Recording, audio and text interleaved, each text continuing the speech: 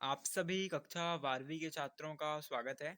तो छात्रों, आज की इस वीडियो में हम आपको कक्षा 12वीं जो आपका विषय भौतिक शास्त्र में फिजिक्स है, उसके अभ्यास प्रश्न पत्र सेट ए, जो कि आपको 31 तारीख को स्कूल से मिल ही चुका होगा, कंप्लीट क्वेश्चन पेपर का कंप्लीट सॉल्यूशन बताने वाले हैं। तो करते हैं वीडियो को स्टार्ट। यहाँ पर आप देख सकते हो समय है 3 घंटे, विषय भौतिक शास्त्र 12वीं सेट ए पूर्णांक 70। फर्स्ट क्वेश्चन यहाँ पर आपका आया हुआ है, समविभव पृष्ठ और विद्युत क्षेत्र रेखाओं के बीच कौन होता है। तो छात्रों, यहाँ पर आपको जो राइट आंसर टिक करना है वो टिक करना है 90 अंश का होता है। ओके, नेक्स्ट क्वेश्चन है, किसी सालक में विद्युत प्रवाह है। तो यहाँ पर आपको लिखना है मुक्त इलेक्ट्रॉनों का प्रवाह है, आपका राइट आंसर हो जाएगा। देन थर्ड क्वेश्चन है, प्रेरकत्व का मात्रक है। तो आपका प्रेरकत्व का मात्रक क्या हो जाएगा, हेनरी हो जाएगा।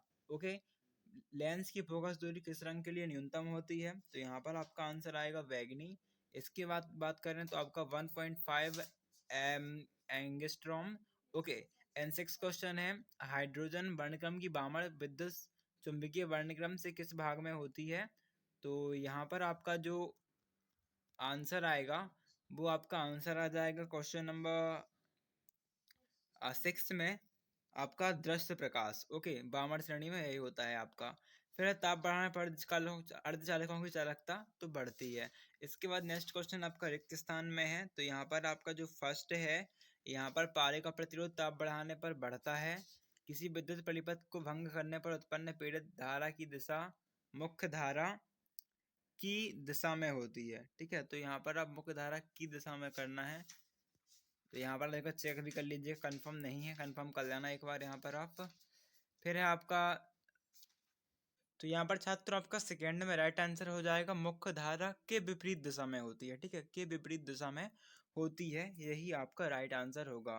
फिर थर्ड जो क्वेश्चन है आपका, तो यहाँ पर थर्ड वाले क्वेश्चन का आपका देखो क्या है, कांच से बने लेंस को जल में डुबोने पर इसकी फोकस दूरी खालिस्तान हो जाती है ना। तो यहाँ पर आपका जो इस क्वेश्चन का आंसर आ जाएगा वो छात्रों आपको लिख देना है, लगभग 4 गुनी हो जाती है। फोर्थ क्वेश्चन की बात करें तो यहाँ पर आपका आंसर आएगा विवर्तन। कुछ इस प्रकार से आपको लिखना है, विवर्तन। देन उसके बाद जो आपका फिफ्थ क्वेश्चन है, फिफ्थ क्वेश्चन में आपका आंसर आएगा फिफ्थ क्वेश्चन में आपका आंसर क्या जाएगा, तीव्रता। प्रकाश विद्युत धारा आपतित प्रकाश की तीव्रता के अनुकमानुपाती होती है।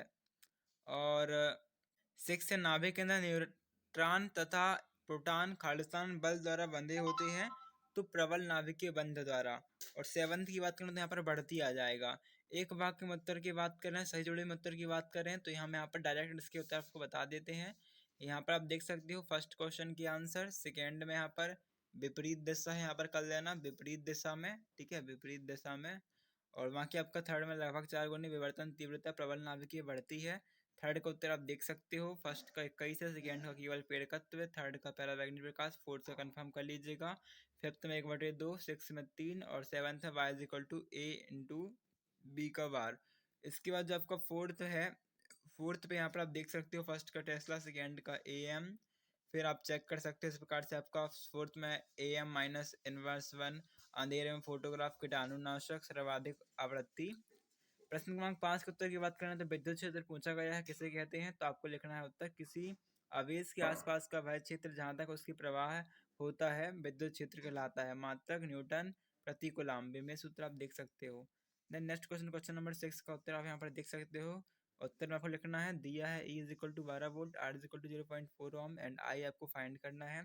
तो सूत्र लगाएंगे आप, I is equal to E/R, तो 12/0.4 यानी कि आपका 30 एम्पियर आंसर आ जाएगा, 30A, 30A। ठीक है, फिर प्रश्न क्रमांक 7 है, बायो सेवर्ट का नियम। तो यहाँ पर लिखा हुआ है बायो सेवर्ट नहीं, तो वायु और सेवर्ट ने धारावाही चालक के समीप किसी बिंदु पर समविकि क्षेत्र की तीव्रता ज्ञात करने के लिए एक नियम का प्रतिपादन किया।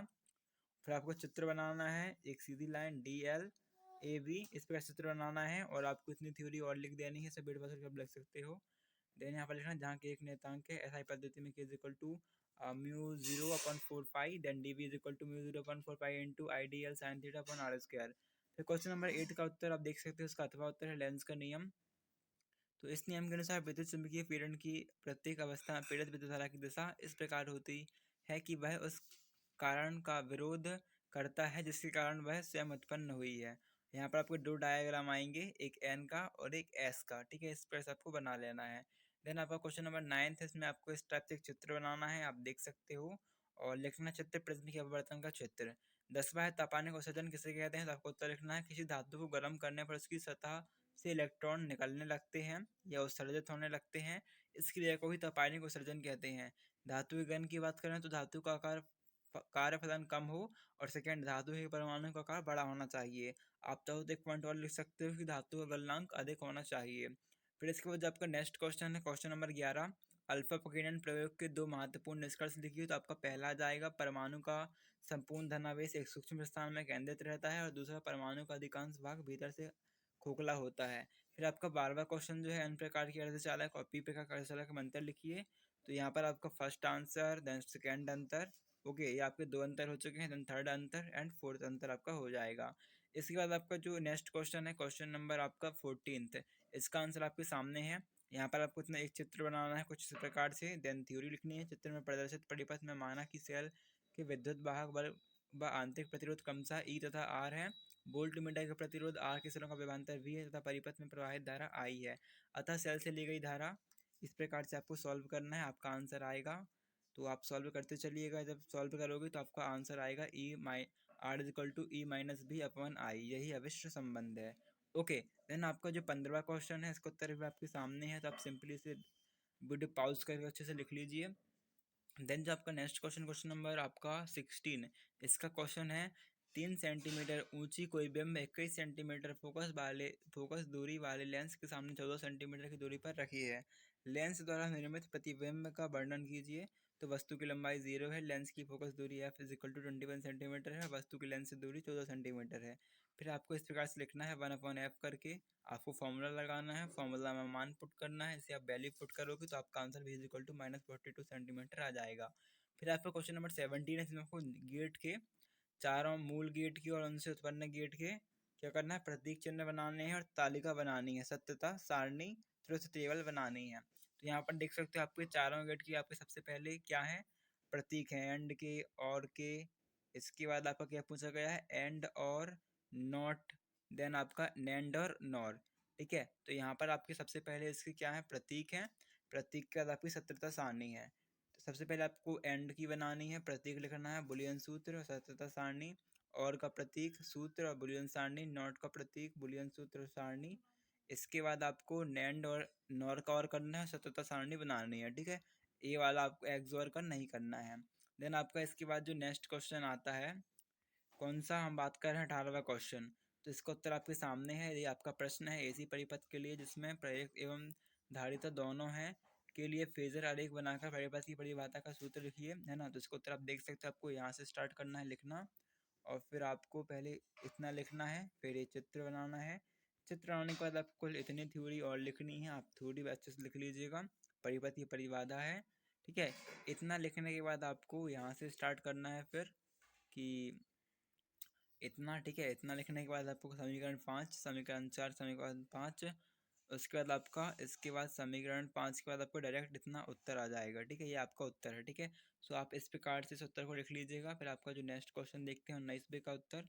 तो यहाँ पर आपका उत्तर है इतना। सबसे पहले आपको क्वेश्चन क्या है, यहाँ पर आपका जो क्वेश्चन है, स्पष्ट दूरी की न्यूनतम, स्पष्ट रस्सी की न्यूनतम दूरी पर बने और अनंत पर बने, दो कंडीशन है। तो आपको यहाँ पर जो किरण पथ है, ये दोनों चित्र नहीं बनाने हैं, ओके, ये दो चित्र नहीं बनाने हैं। आपको संयुक्त सूक्ष्मदर्शी की परिभाषा लिखनी है, और उसके बाद आपको आवर्धन क्षमता की गणना का पॉइंट डालना है।